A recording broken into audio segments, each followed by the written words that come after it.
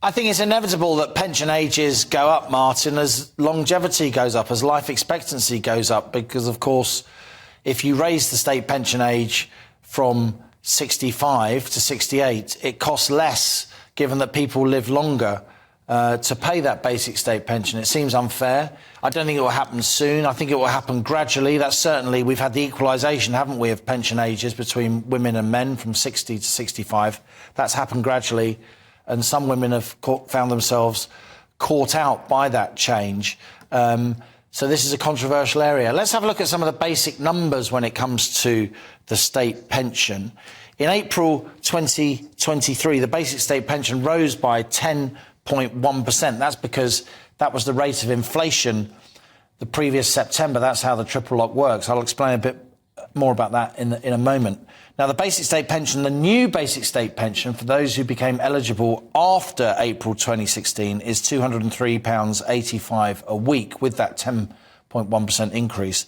The old basic state pension for those who became eligible before April 2016 is £156.20, so quite a big change. And we know that from next month, April 2024, the basic state pension is going to rise by another 8.5%, because that was the rate of average earnings across the UK. Now, you say that yesterday Rishi Sunak said to what's called the Liaison Committee of the House of Commons, that's a kind of committee of committee chairs, if you like, quizzing the Prime Minister. He said to one of them that the triple lock will remain in place under the Tories. Labour have also said that. The triple lock was a policy that came in 2010 under the Conservative Lib Dem coalition. And let's have a quick look at what the triple lock actually is. The triple lock says, Martin, that the basic state pension, BSP as I call it in this graphic, rises each April by the highest of three measures: either inflation the previous September, or the average increase in wages across the UK, or 2.5%. So the highest of those things is what the basic state pension is upgraded by. And that protects the basic state pension from increases in inflation, and indeed it keeps it on an even keel relative to average earnings. Now, that seems quite generous to a lot of young people who can't buy a house, people who think old people are monopolising all the houses, sitting on huge equity in their homes. On the other hand, I'd say there is still pensioner poverty in the UK, and our basic state pension remains pretty low by international standards. But never disregard the grey vote. Old people vote disproportionately more than young people.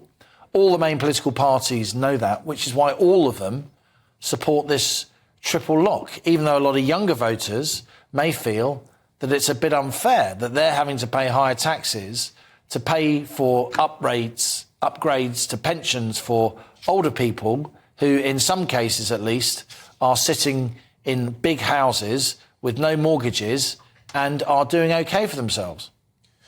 Now, Liam, the pension budget is now the third largest tranche of all tax rake behind NHS and benefits. Liam, what I love about talking to you is you have ideas, solutions. We're getting older. That bill will only get bigger. What can we do about it? What can we do to sort out this ageing population? Social care, pensions, it's a huge ticking time bomb financially. Well, I do think there should be more emphasis on pension provision during working age, particularly for young people. But it's very, very hard when so much of the income of younger people is taken up by housing, whether they're renting or whether they're lucky enough to buy. I can't tell you how many emails I've had from GBNews viewers and listeners, many of whom I often agree with, but just talking nonsense along the lines of, oh, when I was buying my first house, the interest rate was 14, 15%, but I survived. I mean, look, the young people pay a lot more, a much higher share of their income on their mortgages or their rent now at 5.5%, 5.25% basic rate of interest than people did at 14, 15%. Why? Because homes are so much more expensive. Their loans are so much bigger compared to a share of their income. Back in the 90s, the average home in the UK was 6 to 8 times the average annual income. It's now 10 to 12 times. And in many of our big cities, not just London, but many of our big cities, including regional cities, it's even higher than that. So young people are suffering, and this is politically contentious. And yet, politicians will always back the grey vote because they know the grey vote will turn up. If young people want to change this, I do think there are going to be increases in the basic state pension age as longevity goes up. But if young people want to change this, they've got to vote in greater numbers. They've got to turn up. They've got to make sure they're registered at their local, with their local, polling station, and they can exercise their votes. But I do think a big problem is housing. I think young people will be far better off, be much more likely to save for pensions if they weren't paying so much money for renting or buying their own home.